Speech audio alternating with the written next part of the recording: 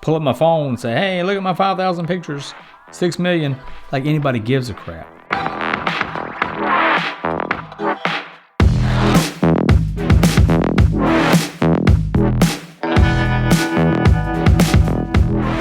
What's up, Broke Man Nation? My name is Adam, and this is Broke Man Finance. You may or may not be familiar with these things they call NFTs. They have been all over the financial news here lately, and you may find yourself sitting there saying, what in the hell is an NFT? I thought the same thing. But in this video, I'm going to explain that very thing. I'm also going to explain what kind of value we're even talking about for an NFT. And at the end of this thing, I'm going to explain where I am buying and selling my own NFTs. WTF.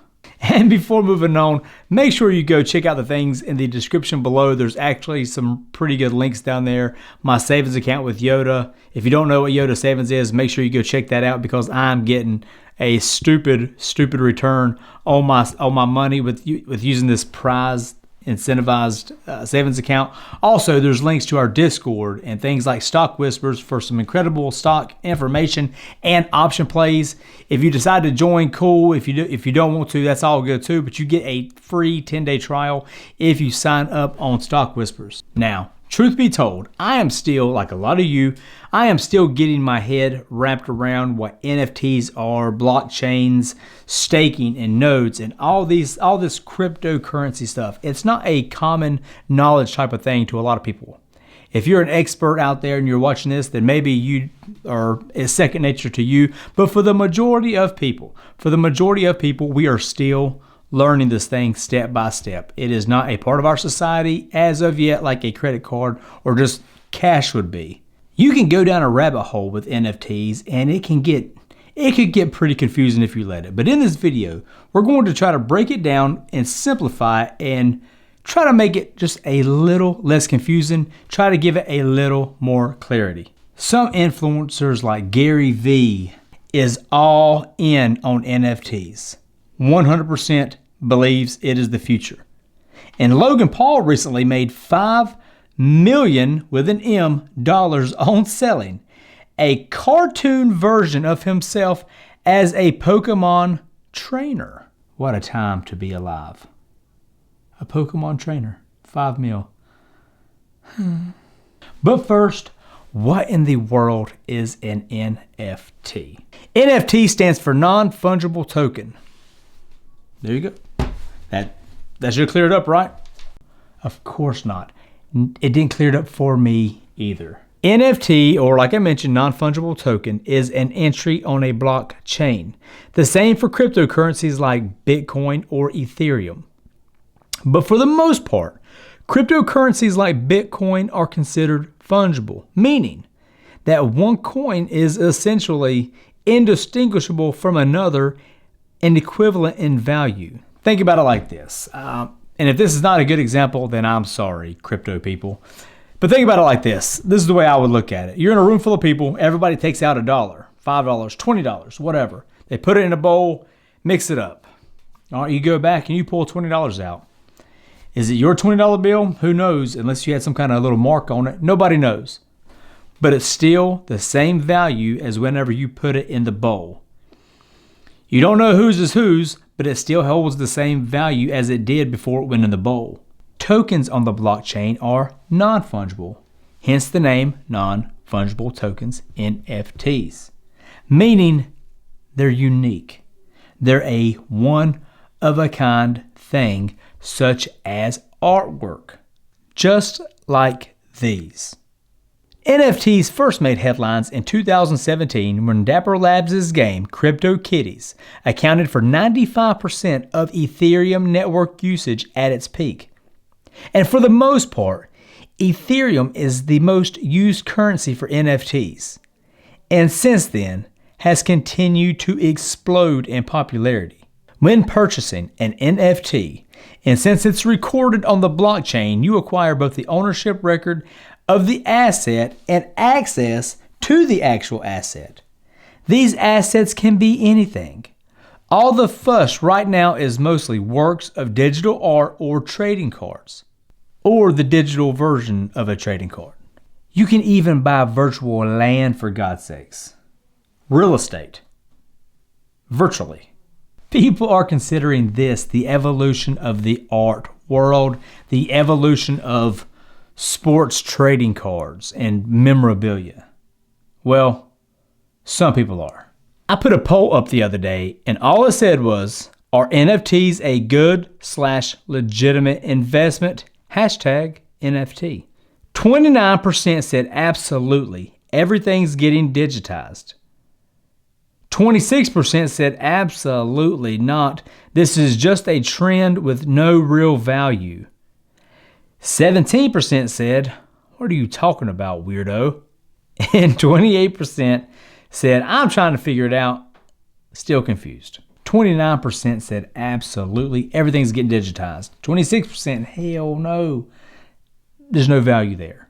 But 45% are just kind of not necessarily clueless, but there's not enough information out there quite yet. The NFT market has not matured enough for it to become a common thing, and people are still just finding out about this stuff. Now, why would anybody actually want to do this? Is there any real value in it? Stand by one. For the buyer of NFTs, they are provided a secure certificate of ownership over the digital property they are buying, protecting the goods value. If you don't have that certificate of ownership on the blockchain, then bye-bye value, because it can be easily duplicated on the internet. What couldn't be? You need that certificate of ownership.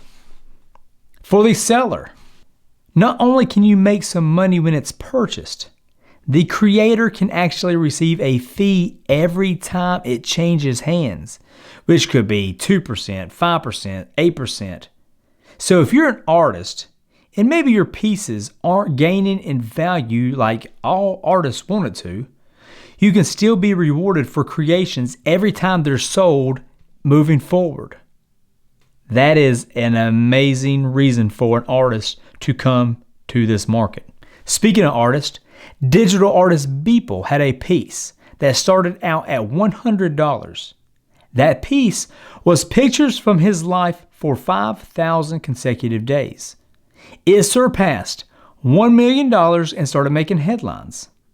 But the auction finished and sold for $6.6 million. You heard that correctly.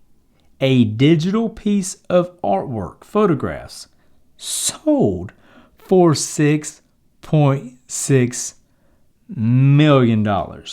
Another major player, NBA Top Shot, a site launched last October for virtual, video-based basketball trading cards.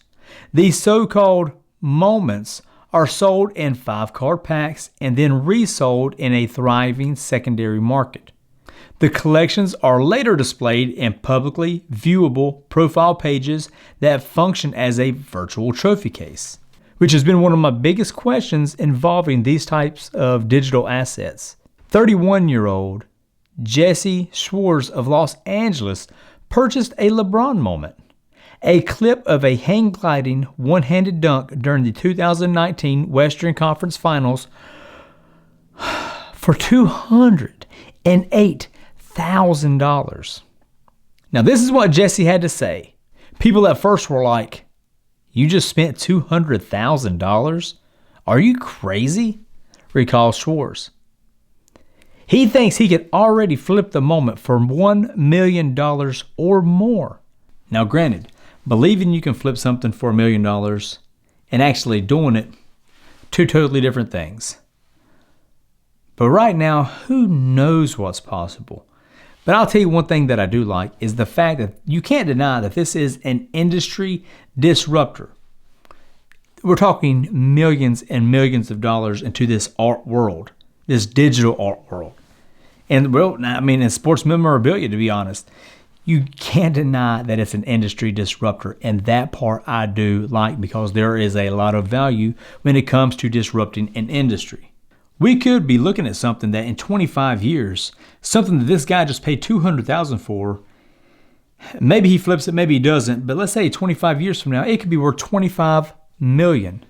especially if he figures out a way to fractionalize it, just like we do with stocks and how they do sports memorabilia now. Have you not heard of that? Well, let me explain that really quick.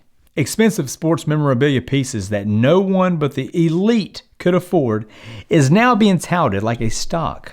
For example, one of only two 1953 Topps cards of Mickey Mantle, graded PSA 10 Gem Mint, will be sold like a stock.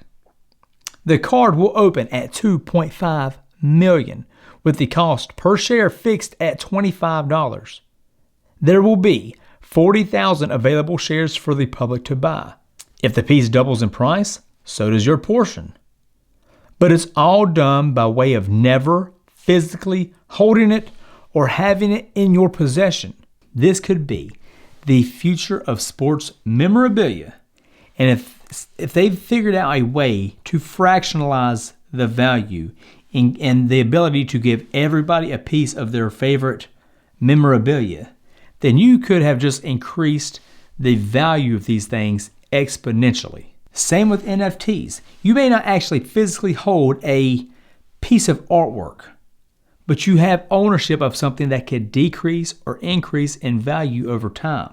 And I see both happening a lot. I think you're going to see big swings up and big swings down in a very volatile market as this thing tries to figure out exactly what it is to begin with and matures over time. Here's my hang up, and just hear me out here. If I'm rich as hell, and let's say I have a Lamborghini, I want to drive the Lamborghini and show it off. If I have fancy artwork, which I would never have fancy artwork, if I had fancy artwork, then I would want to show it to people. I want to make sure everybody understands how rich I am. It's the chick factor, because that's where the value is. How am I going to show off that $6.6 million piece of digital artwork of those 5,000 consecutive days? How am I going to show it off to let people know that I just paid $6.6 million? And maybe the only way I can is I got to pull out my laptop. I've got to pull out my smartphone and just show them. But I feel like there is something there. There's something missing there that could attract a lot more people. There's got to be some kind of digital way to show off these assets in a braggadocious manner, because that's what rich people like to do. And if there is a way to do that, then by all means, let me know. The only thing I'm thinking about is I just pull out my phone and show people. I don't know. But that is that's one of my hangups, and one thing that they don't have figured out quite yet. But if there are ways to do that, then let me know in the comment section below. I'd love to. Please explain it to me, because right now all I'm going to do is pull up my phone and say, hey, look at my 5,000 pictures, 6 million, like anybody gives a crap. Or maybe they do. I don't know. But there's got to be a way to show off and brag with your digital pieces. I'm not that far advanced to know how to do that yet. I do believe we are just scratching the surface of changing the entire way we do, and the way we look at art, the way we buy art, sports memorabilia. We have a lot of kinks to work out, like anything at this level, at its infancy stages, and there's a lot of evolving still that needs to take place. But I think we're a part of something that's going to be a legitimate part of our lives much later down the road. I'm bidding on several things right now because I'm going to try to flip them. I'm going to try. Nothing. I haven't put any crazy money into it, but I am bidding on some NFT artwork now, and I'm going to try to flip it and just see what happens. And I'll keep you posted. And where I'm doing this is at OpenSea. Now, I didn't think this was the most user-friendly site, and you will need to have some Ethereum to conduct some transactions. Now, I use BlockFi and Coinbase, and I'll leave some links in the description below if you want to check those guys out. But you're going to need to transfer some Ethereum into the OpenSea wallet, or actually MetaMask.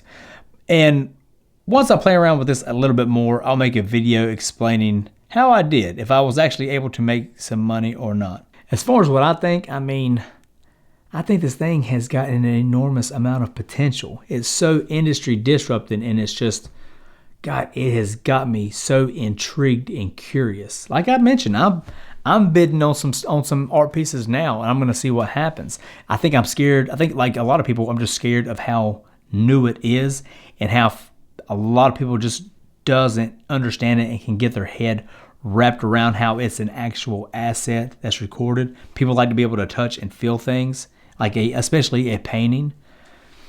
But at the same time, look at Bitcoin whenever it first started rolling. Look how much it was, and look how much it is now.